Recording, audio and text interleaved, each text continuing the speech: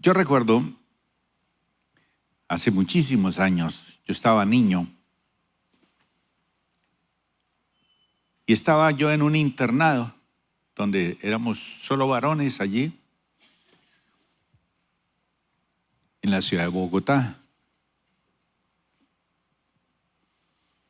Y allí en Bogotá sucede algo cada 30 años, más o menos. Y es que hay unos cambios climáticos en la ciudad que permiten disfrutar por ahí cada 20, 30 años de la nieve. Curioso, ¿no?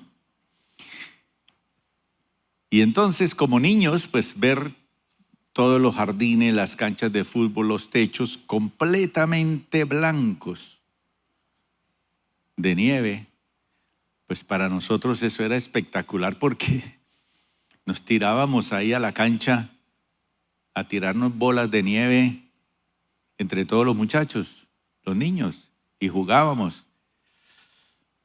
Pero era una experiencia de un momento porque nunca más volvíamos a ver la nieve. No es lo mismo como en esos países donde hay las estaciones que tienen ese privilegio de tener cada temporada en el invierno la nieve y poder esquiar. Pero lo que más me impresionaba a mí era cómo se podía formar esas bolitas de nieve y entre más grandes pues golpeaba uno más duro. Y la idea era esa, ¿no? Darle duro al compañero con una bola de nieve. Pues el tema que quiero tratar hoy lo he titulado Bolas de Nieve.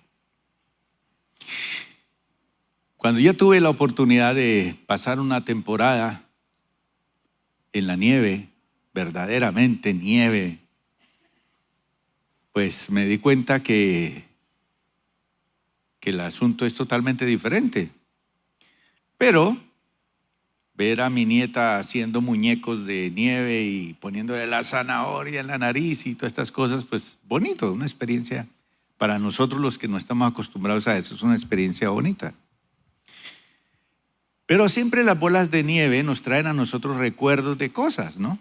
¿Cómo comienza una bola de nieve pequeñita? Pero a medida que va rodando en el tiempo, y si es en una loma, pues eso se va agrandando, agrandando, agrandando, hasta que llega un momento en que puede causar hasta una catástrofe. Cuando hay esos derrumbes de nieve, eso es impresionante, es tenebroso, es miedoso. Y venía a mi memoria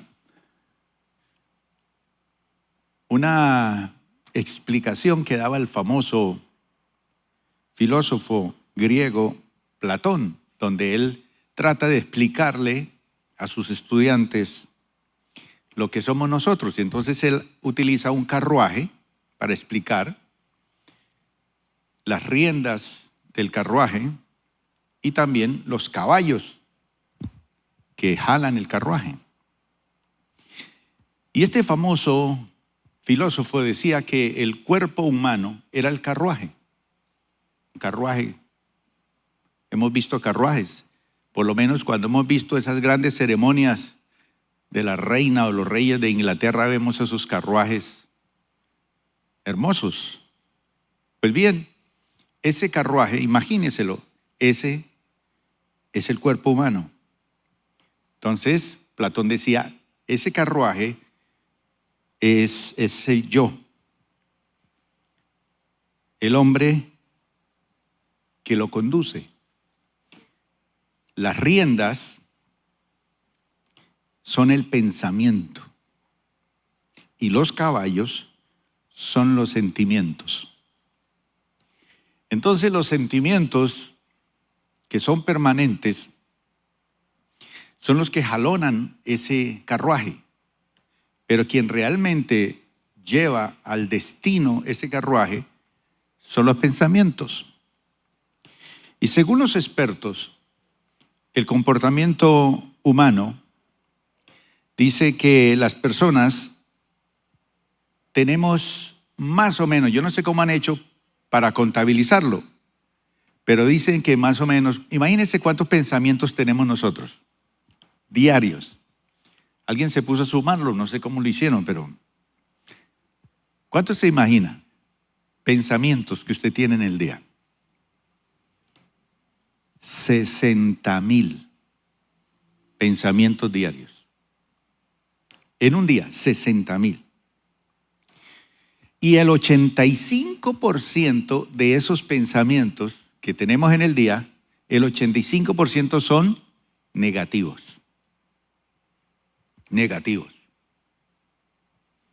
Entonces fíjese que desde que se levanta uno hasta que se acuesta, hay una presión en el ser humano negativo, negativo, negativo, negativo. Pero hablamos, conversamos, y las palabras son el 10% de lo que pensamos. O sea que si usted tiene 60,000 pensamientos diarios, quiere decir que de esos 60,000 pensamientos, 6,000 son los que expresa. Y esos restantes, póngale esos 50,000 o más, el 90% sigue allí escondido, escondido. Y por ahí en el material que damos aquí en la iglesia hablamos de las agendas ocultas. Agendas ocultas. Decía un pensador que viendo un tigre conocemos todos los tigres, pero viendo un hombre solamente conocemos uno y uno solo. Qué complejos somos nosotros los seres humanos. Así nos hizo Dios, somos totalmente diferentes. Entonces, el 90% de lo que pensamos está escondido. Y el 10% es lo que hablamos, lo que decimos. Esta mañana en la clase que tenía con los estudiantes del cuarto nivel estábamos hablando de la autoridad y de la sumisión. Y yo les explicaba a ellos acerca de cómo nosotros podemos ser rebeldes por nuestros pensamientos, por palabras y por argumentos. Y hay personas que con lo que hablan demuestran su rebeldía ante Dios, ante la palabra, ante la vida. Y es el 10%. Lo que manifiesta con sus palabras es el 10%. Quiere decir que el 90% por dentro es una bomba. Ahora, Jesús dijo que de la abundancia de lo que tiene el ser humano en el corazón, ¿qué? Habla la boca. Entonces, si vota el 10%, ¿qué tiene en ese 90%? Y esos son los pensamientos. Son las riendas que hablaba Platón. El carruaje soy yo. Puede ser muy bonito, muy elegante, muy sofisticado. Caballos espectaculares. Esos son esos sentimientos. Alguno de esos sentimientos seguro lo trajo el culto. Pero las riendas son los pensamientos. Y como más del 80 y pico % de nuestros pensamientos son negativos, con un solo pensamiento negativo pequeñito va creciendo como una bola de nieve y va creciendo y va creciendo. Ahora, ¿podemos nosotros detener nuestros pensamientos? No, ahí están, pero sí podemos tener control. Control. Los pensamientos tienen una tremenda influencia en nuestra conducta y en la forma en que vemos la vida. Por eso solo a través de la palabra de Dios nosotros podemos enfocarnos y tener un concepto de la vida totalmente diferente. La palabra del Señor dice que nosotros tenemos la mente ¿de quién? De Cristo. ¿No le parece eso sumamente importante? Entonces ya con la mente de Cristo, ese 85% que es negativo, ¿cómo lo convierto yo en pensamientos positivos? La única manera es trayendo la palabra de Dios, que es verdad, e implantarlo sobre una mentalidad que es totalmente negativa. No es cambiar el pensamiento negativo por el positivo, no. Es la verdad de la palabra de Dios frente a muchas mentiras que hemos creído. Ahora, los pensamientos se van formando fortalezas en nuestra mente. Y a medida que va pasando el tiempo, esos pensamientos se van fortaleciendo allí a tal punto que cuando usted quiere tomar una decisión no puede. Porque ya sus pensamientos le dicen que usted es feo, que usted no sirve, que usted no puede, que usted nunca va a poder salir adelante. Entonces, si ese 85% está ejerciendo una presión sobre nosotros, ¿a dónde vamos a parar? Ahora, ¿por qué somos como somos? ¿Qué pasa con esas riendas de nuestra vida? ¿Por qué no somos sanos? ¿Por qué no somos productivos? Y somos cristianos. ¿Qué pasa? Ahí es donde tenemos que ir a la palabra del Señor. Ahora, esos pensamientos negativos son como unas bolas de nieve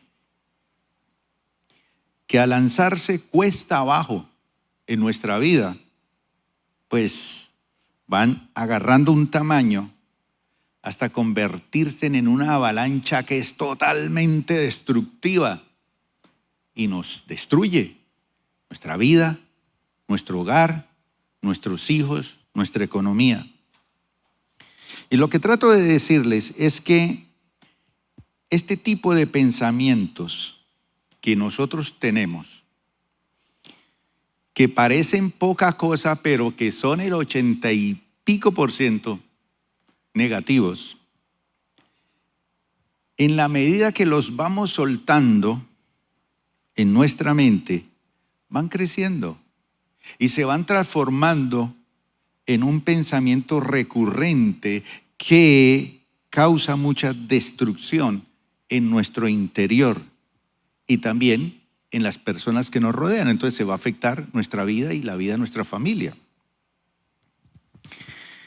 Hay un versículo en Cantares, yo no se lo mandé hoy, pero me llegó esta mañana y lo quise escribir aquí, que está en Cantares capítulo 2, verso 15, donde Salomón dice algo, y me gustó mucho este versículo porque hace muchos años yo prediqué sobre este versículo, pero hace muchísimos años. Eso fue antes del diluvio, pero me gusta este versículo. Y dice Salomón que dice, atrapen todos los zorros, atrapen todos los zorros, esos zorros pequeños. Otras versiones dicen, atrapen esas zorras pequeñas, zorritas pequeñas. ¿Recuerdan de Sansón? Sansón atrapó unas zorras y le amarró unas cosas en la cola de fuego y las lanzó por todos los trigales de los filisteos y quemó todos los trigales. Pequeño fuego, pequeñas zorras.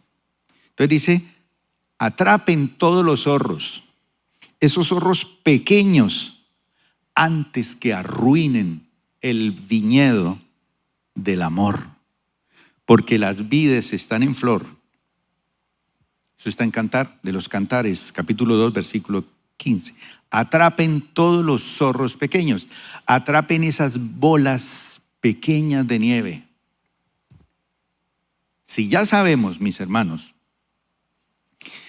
que tenemos 60,000 pensamientos diarios y que el 85% de ellos ya son negativos, ¿cómo le hacemos frente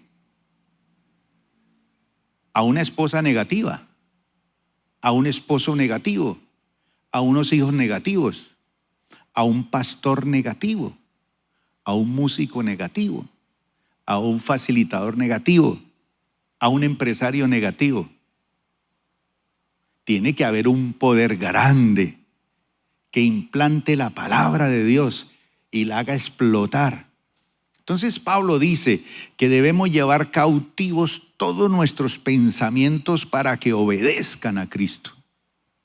Cautivarlos, porque si no se van formando una fortaleza. La pregunta es, entonces, pastor, ¿qué hacer? Pastor, yo no puedo evitar que aparezcan esos pensamientos, pero sí puedo evitar que crezcan. Pues sí apareció negativo, hoy amaneció negativo, no lo deje crecer, no lo deje crecer. Entonces, ¿pero cómo? Le voy a dar 5 consejos rápidos con la palabra del Señor. ¿Están listos? ¿Listos? Bueno. Es la única manera, con la palabra de Dios. De resto, en sus fuerzas usted no puede cambiar. Y esa presión está allí en esa maquinaria. Y no es que usted sea malo, o que usted sea terco, necio, o que usted está tratando de engañar al pastor o a la iglesia. No, es que usted es así. Usted es así, somos así. Entonces tenemos que tomar decisiones. Hay un versículo en Filipenses capítulo 4, versículo 6. ¿A cuántos de ustedes les ha gustado ir por allá al campo en las horas de la tarde y ver las vacas que están echadas haciendo una cosa que esa está bonita? ¿Qué es? Rumiar. Ahí. Y están con la boca cerrada. Nosotros ya sabemos por qué sucede eso.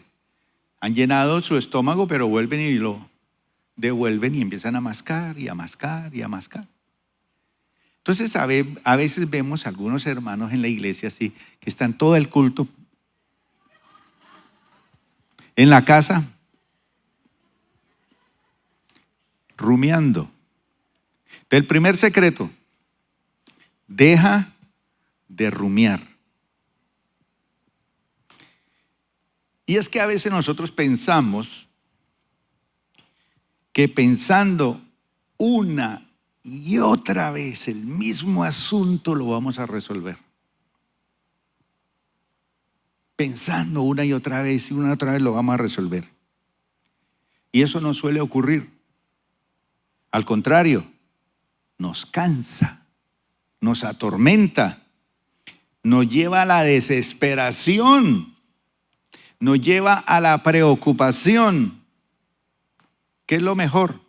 Dejar de pensar tanto y dejar todo en manos de Dios. Todo en las manos de Dios. Pero, ojo, por medio de la oración. Si usted coge un problema y le dice, ay, yo dejo eso ahí. Yo ya no insisto más. Y se enloquece pensando. Y mañana cómo voy a pagar esa deuda, y esta semana cómo voy a hacer, y ahora esto, y se viene la universidad, y se viene pagar esto, y se viene aquello. Y ahí rumiando, y cree que eso lo va a solucionar, y resulta que más se está haciendo daño. Ahí es donde toca traer la palabra de Dios y decir, un momentico, ¿qué dice la palabra de Dios? Y en vez de rumiar, hay que entregarle eso a Dios. ¿Pero cómo? La oración. Antes de reventarse, mi hermano, venga, oramos. Venga, oramos. Tómese de las manos, juntos oren y pongan esa necesidad delante de la presencia del Señor. Dice la palabra que echemos toda nuestra ansiedad sobre Él, porque Él tiene cuidado de nosotros. ¿Pero qué hacemos nosotros? Rumiar y darle vueltas y vueltas. Y si el 85% de nuestros pensamientos son negativos, pues mire esa sopa, ese caldo, ese sancocho que se está formando allá adentro. Y luego se acerca alguien y le dice, sonría, que usted tiene a Cristo. ¿Cuál sonría? Entonces, si hay problemas y si hay dificultades, deje de rumiar y tome ese problema y presénteselo a Dios en oración. Entrégueselo a Dios en oración. Pero en oración. Pero si usted no ora y ni está acostumbrado a hacer eso, ahora los científicos, hace unos años escuché un artículo de una prestigiosa universidad de Inglaterra, donde decía que las personas que oran, está comprobado científicamente que son más sanas que los que no lo hacen. Entonces, cuando una persona se acostumbra a la oración, aprende a soltar sus cargas. El que no, empieza a rumiar y a rumiar. Y ese 85% negativo, queda solamente el 15% positivo. No, pues ¿quién gana? ¿Quién gana? La única manera de ganar es hacer lo que dice la palabra aquí. No se preocupen por nada. En cambio, ¿qué? Oren por todo. ¿Qué es todo? Todo. ¿Cuál es el problema que usted tiene ahora? Pues oremos. ¿A qué venimos al ayuno aquí a la iglesia? A orar por peticiones. ¿Por qué tenemos el plan Felipe? Para orar por peticiones y ayunar por peticiones. ¿Por qué tenemos la cadena de oración los fines de semana? Para orar. Y en esa hora, los que están conectados oran. Unos a la 1 de la mañana, 2, porque son 24 horas.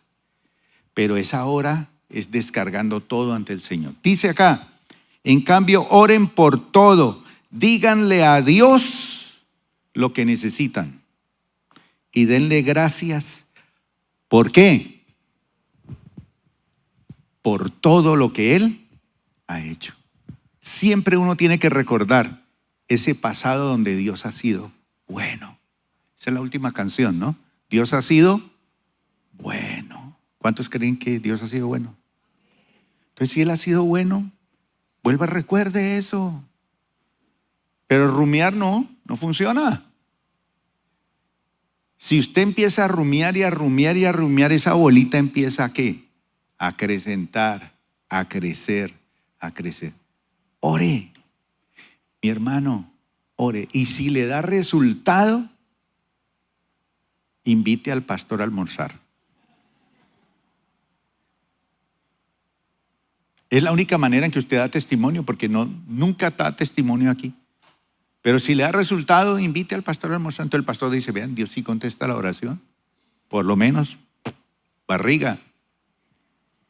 Cuando usted ve a un pastor así, con púlpito incorporado, es porque esa iglesia, Dios le contesta las oraciones.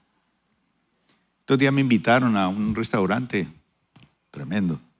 No se preocupen por nada. En cambio, ¿qué? Oren por todo.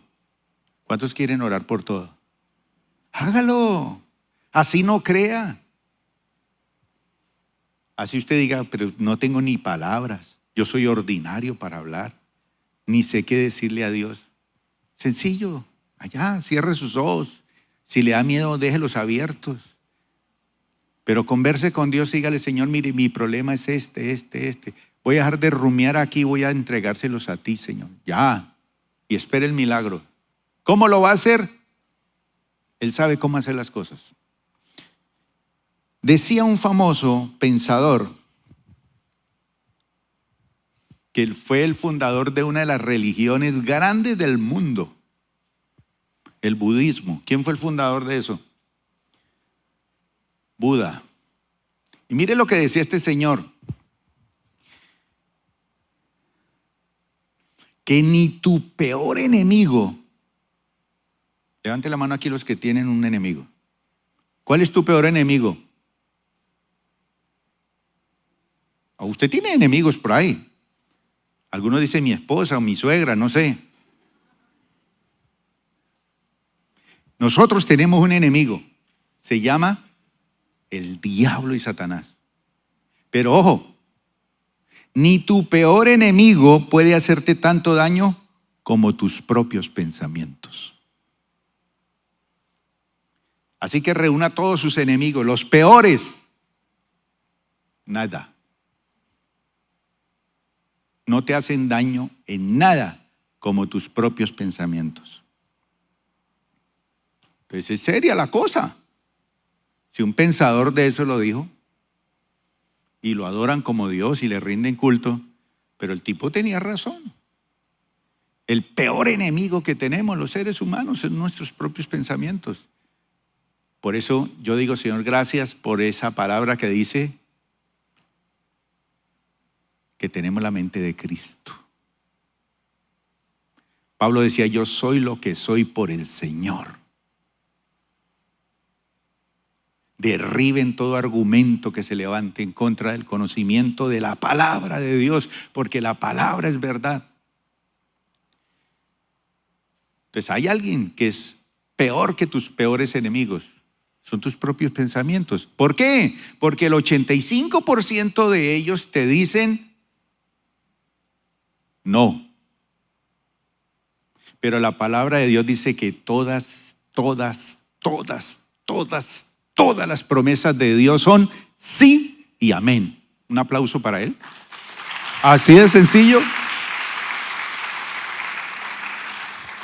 Leo una promesa y esto será cierto. Sí. Disculpe, Señor, ¿será que esto funciona? Amén. Todas las promesas de Dios son sí y amén. Entonces, por eso el enemigo nos quiere alejar de su palabra. Si le da pereza leerla, póngala ahorita audible. Ponga su celular que le lea ahí los salmos y escúchelo. Y creo esto, uy, sí, bonito. Número 2. Primera de Reyes, capítulo 19, versículo 8. Dice la palabra que el profeta Elías se levantó, comió y bebió. Y la comida le dio fuerza suficiente para viajar durante 40 días. Cuando yo era muchacho, con mis amigos en el internado, uno de ellos me dijo, ¿usted quiere viajar? Y yo le dije, me gustaría viajar. Pues me llevaron y me hicieron un bareto de marihuana. Verde. Yo después se la hice a otro amigo también. Qué viaje que me pegó ese bareto. Casi me enloquezco. Y al amigo que le enseñé, se quitó la ropa y corrió por todo el parque, desnudo, asustado.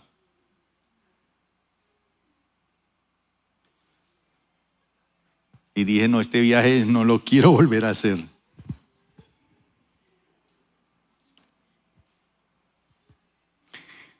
Elías estaba desanimado. Estaba en una situación, ustedes saben, difícil, caótica. Lo iban a matar, estaba huyendo. Entró en un momento de crisis existencial y todo. Y llegó por allá a una cueva y mátame, Dios. Son momentos que uno llega difíciles. Y el ángel se le aparece allí y le da una tortica y le da una bebida. Tan buena esa receta que le aguantó para caminar 40 días y 40 noches. Para que cogiera ¿para dónde? ¿Para dónde dice? Hasta llegar a la montaña de Dios. Segunda verdad para que esos pensamientos no crezcan. Muévete del lugar. Muévete. ¿Por qué te quedas ahí? Dios te está llamando a cambios. Te está llamando a que te muevas, salgas de allí. Yo sé que esas batallas del pensamiento se dan en nuestra mente continuamente y que a veces es efectivo moverse de un lugar físico. Salga, camine por el parque, dele unas 10 vueltas, haga ejercicio, váyase de compras, no sé. En fin, salga de ese espacio físico cuando usted está luchando con esos pensamientos negativos. Eso le va a ayudar a oxigenar su cerebro.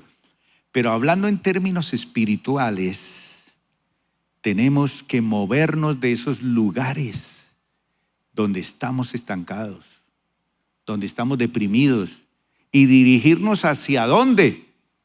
Hacia la montaña de Dios. Allá, con Dios, y hablar con Él y decirle. Y dice que caminó 40 días y 40 noches hasta llegar al monte Sinaí. Si él come la comida de Dios y se queda allí, se muere o se suicida. Porque ¿qué pensamientos tenía allí? 85%. Él ya le había dicho a Dios: yo no soy mejor que los otros profetas que han habido. Quítame la vida.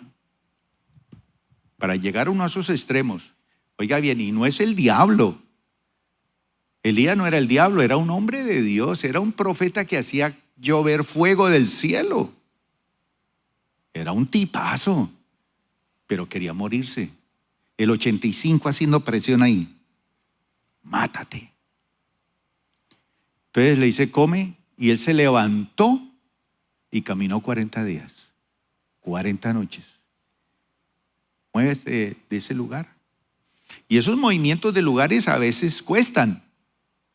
Cuando yo tomé la decisión de moverme del lugar donde estaba sirviendo al Señor por más de 20 años, no fue fácil. Y no fue fácil mover, pero vinieron nuevos compromisos, nuevos retos, nuevas cosas. Y bueno, el Señor fue bueno. Pero hay que moverse. Número 3. Segunda de Timoteo capítulo 2, versículo 22. Dice Pablo: huye. Huye. ¿Quién ha tenido que huir alguna vez? Que lo está persiguiendo un oso, una culebra, una araña, una cucaracha, la suegra, no sé. Pablo le dice a Timoteo: huye de las pasiones juveniles, huye de lo que estimule las pasiones juveniles. Huye.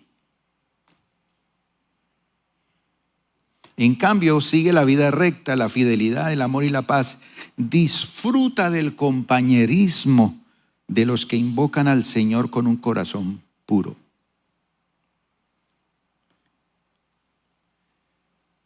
Número 3. Evita los detonadores. Las balas tienen pólvora, tienen el proyectil, pero tienen un detonador. Y ese detonador es el que hace que la pólvora se encienda y empuje la bala y lo mate, le quite la vida. Pero también hay detonadores, no solamente de pólvora, sino que hay detonadores emocionales. Y hay que evitarlos. Créalo o no lo crea. Prenda la radio. Escuche una canción. Vea una película. Una sencilla imagen. Un estilo de música. Muchos de ustedes les gusta el reggaetón. Un lugar físico. Eso puede desencadenar en nosotros una serie de pensamientos negativos. Entonces me corto la piel con cuchillas de afeitar.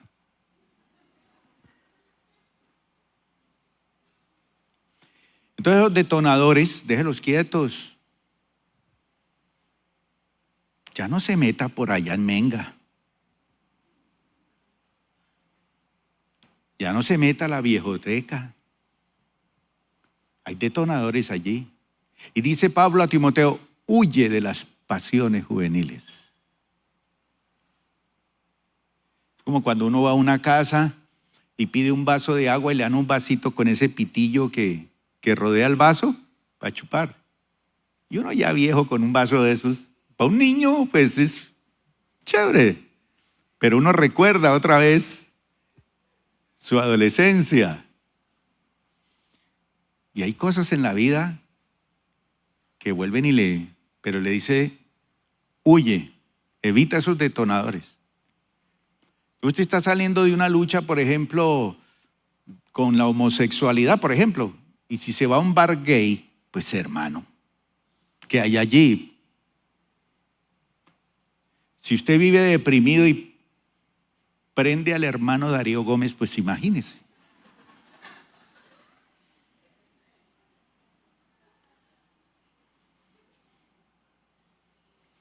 Hay que identificar esos estímulos, evaluar los sentimientos. Número 4, rodéate de personas positivas.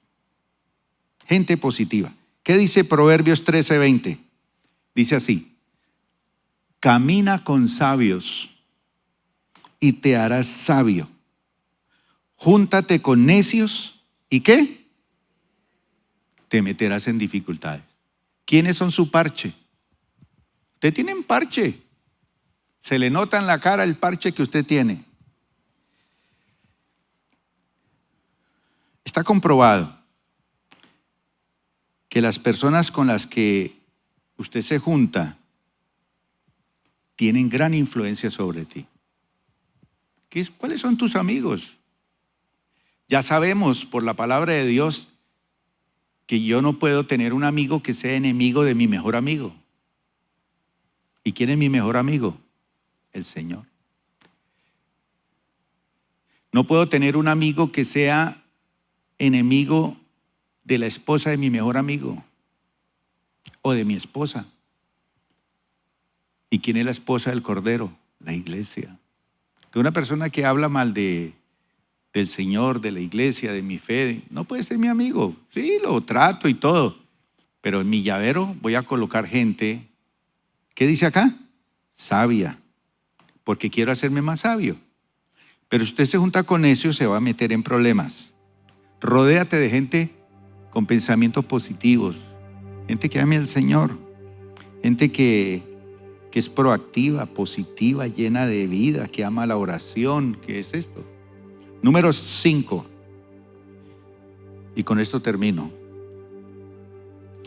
Hay que declarar afirmaciones que contrarresten los pensamientos negativos. ¿Por qué? Proverbios 18:21 dice que la lengua, oiga bien, la lengua. Santiago habló de la lengua. Ahora, Santiago dijo que es un pequeño fuego que enciende un gran bosque. Ahora, vuelvo y le repito. La lengua, cuando usted habla con alguien, le está hablando el diezmo de lo que él piensa. Entonces, el 10% de lo que él te está diciendo, y si es negativo, y si es contra su fe, si es contra sus principios, contra sus valores, si es contra, no sé, Dios, es el diezmo. Y con eso es suficiente para que usted detecte quién es ese tipo de persona, porque el 90% es una bomba. Entonces, dice aquí, la lengua puede traer vida o muerte. Los que hablan mucho, ¿qué? Cosecharán las consecuencias. Si usted se llena del Señor, no vas a permitir que esos pensamientos se acrecenten y lo vuelvan añicos, trizas. Si usted es de esos que se la pasan todo el día diciéndose, es que yo soy muy tonto, yo estoy gorda y fea, nada me sale bien, no sirvo para nada, nunca sanaré. Cambie el lenguaje. Pero para cambiar el lenguaje hay que cambiar el corazón. Y para cambiar el corazón hay que tener a Cristo dentro del corazón, porque de la abundancia del corazón habla la boca. Entonces usted puede decir: soy un bendecido del Señor, soy próspero, estoy sano, todo me sale bien, saldré de esta, soy próspero, estoy sano, soy atractiva, soy atractivo. Es que yo no atraigo sino puras moscas. No, usted es una persona que atrae las personas correctas. Porque si usted cambia de mentalidad, si usted permite que el Señor llene su corazón, Dios le va a traer gente buena. Buena. No se trata de declarar por declarar, obvio, sino de entrenar el cerebro en hablar de manera diferente. Hablar el lenguaje de la palabra de Dios.